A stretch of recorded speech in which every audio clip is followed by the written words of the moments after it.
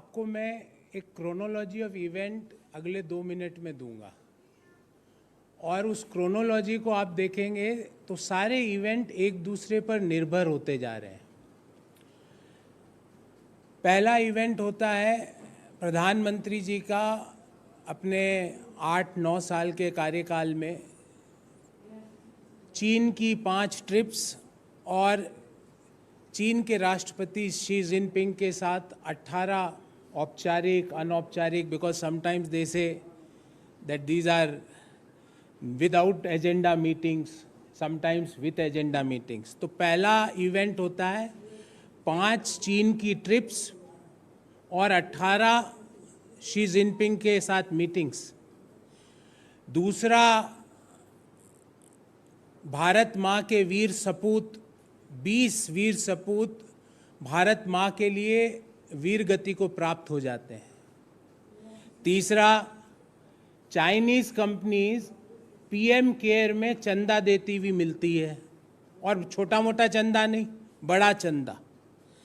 चौथा, जब देश में लोग प्रधानमंत्री जी से सवाल पूछते हैं तो जवाब आता है ना कोई घुसा था ना कोई घुसा हुआ है। पांचवा, एक्सपर्ट्स ये एस्टिमेट देते हैं कि 40% जो पेट्रोलिंग पॉइंट्स हैं जहां पे भारत की वीर सेना पेट्रोलिंग करती थी, वो 40% पेट्रोलिंग पॉइंट्स पे अब भारत की सेना पेट्रोलिंग नहीं कर पाती है। पांचवा, डिफेंस एक्सपर्ट्स बार बार अपने लेखों के माध्यम से और गूगल फोटोज के माध्यम से ये कहते हैं कि चाइना भारत माँ की भूमि पर हेलीपैड बना के बंकर बना के बैठी हुई है। छठा, दिसंबर 2022 में खबर आती है कि भारत माँ के वीर 20 सपूतों के ऊपर चाइना हमला करती है, वो गंभीर रूप से घायल होते हैं अरुणाचल प्रदेश में। छठा, मार्च 2023 में खबर आती है कि अरुणाचल प्रदेश की 11 जगहों का नाम चीन चेंज कर देती है और भारत सरकार और रक्षा मंत्री मौन व्रत में रहते हैं। सातवां, वित्तीय वर्ष 2023 में खबर आती है कि भारत सरकार ने चाइना के साथ $100 बिलियन का ट्रेड डेफिसिट कर लिया। ट्रेड डेफिसिट अर्थात जो हम चाइना से इंपोर्ट करते हैं और जो चाइना को एक्सपोर्ट करते हैं, उसमें $100 बिलियन का अंतर हो गया। ये सारे सरकारी आंकड़े हैं। और अब खबर आती है कि हम रूसी तेल खरीदने के लिए चीनी पैसा दे रहे हैं। मुझे राज कपूर साहब का एक फिल्म याद आती है जिसमें रूसी टोपी और इस तरह के कई चीज़ों का चित्रण था, पर अब भारत सरकार सस्ता रूसी तेल खरीदने के लिए युआन में पेमेंट कर रही है।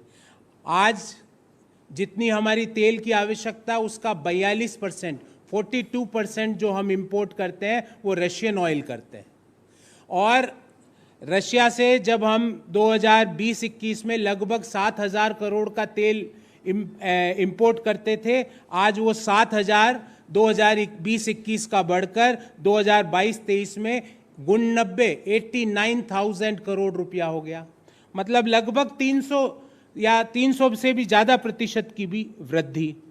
अब रिजर्व बैंक ने कहा, भारतीय जो रिफाइनर्स है, कि हम रूसी बैंकों को भारत में वॉस्ट्रो अकाउंट्स VOSTRO अकाउंट्स खोलने की अनुमति देते हैं ताकि आप रुपये में पेमेंट कर सको। तो भारत सरकार ने रुपये में पेमेंट चालू किया। जो रूस के जो ऑयल एक्सपोर्टर्स थे उनको रुपये में पेमेंट जाना चालू हो गया वॉस्ट्रो अकाउंट्स के माध्यम से। नतीजा क्या हुआ? थोड़े दिन बाद जून महीने में ये खबर आती है और जुलाई के प्रथम वीक में ये खबर बाहर निकल के आती है कि भारत सरकार चीन रूस जिससे कि प्रतिदिन भारत सरकार 2.17 बैरल प्रतिदिन तेल का इंपोर्ट कर रही है, वो भारत सरकार अब रूस को चाइनीज करेंसी युआन में पेमेंट कर रही है। आप कहेंगे साहब इससे क्या फ़र्क पड़ रहा है? इससे ये फ़र्क पड़ रहा है कि ग्लोबल टाइम्स, जो कि चाइना की सरकार का मुखपत्र है, वो भारत सरकार की तारीफ में कसीदे गढ़ता है। वो कहता है, Indian refiners reported yuan purchases for Russian oil to accelerate de-dollarisation and will help Chinese currency to be global currency. Bharat सरकार के लिए शुभ शुभ, कितनी बढ़िया बात मोदी जी के लिए। ग्लोबल टाइम्स लिख रहा है कि आप युआन में पेमेंट करके चाइना की करेंसी को ग्लोबल करेंसी बना रहे हो। रूस के तेल का पेमेंट चाइनीज करेंसी में। उसके पश्चात क्या होता है? अब समस्या ये आती है कि क्यों रुपये का इंटरनेशनलाइजेशन नहीं किया जा सकता? हमारी करेंसी में ऐसी क्या वीकनेसेस हैं कि हम हमारी करेंसी में पेमेंट नहीं करते हैं और युआन में पेमेंट कर रहे हैं, चाइनीज करेंसी में। हम डी-डॉलराइजेशन करके चाइनीज करेंसी युआनाइजेशन कर रहे हैं, हम रुपीनाइजेशन क्यों नहीं कर सकते? इस बाबत हमारे भारत सरकार से 3 बड़े स्पेसिफिक सवाल हैं। पहला, एक तरफ तो सस्ते कच्चे तेल का 1 पैसे का फायदा अंतिम उपभोक्ता को नहीं मिला। देश में किसी को नहीं पता। कोई मंत्री कहता है कि $25 प्रति बैरल में रूसी तेल आ रहा है, कोई मंत्री कहता है $30 प्रति बैरल में रूसी तेल आ रहा है, कोई कहता है $40 प्रति बैरल पे रूसी तेल आ रहा है। पर भारत सरकार कह रही है हम सस्ता ला रहे हैं, तो उस सस्तेपन का फायदा, 1 पैसे का फायदा अंतिम उपभोक्ताओं को नहीं।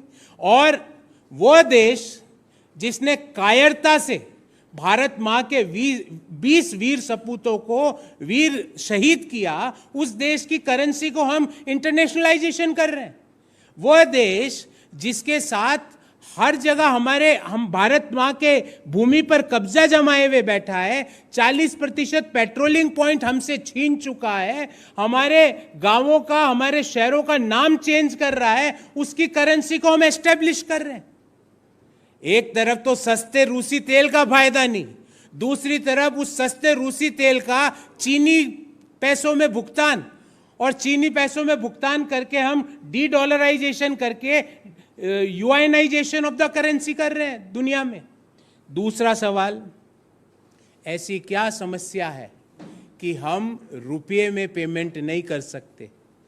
अगर रुपये में पेमेंट नहीं कर सकते तो क्यों हमारे रुपये की साख इतनी गिरी भारत सरकार के पिछले 9 साल के कार्यकाल में, कि आज हम रुपये में पेमेंट नहीं कर पा रहे?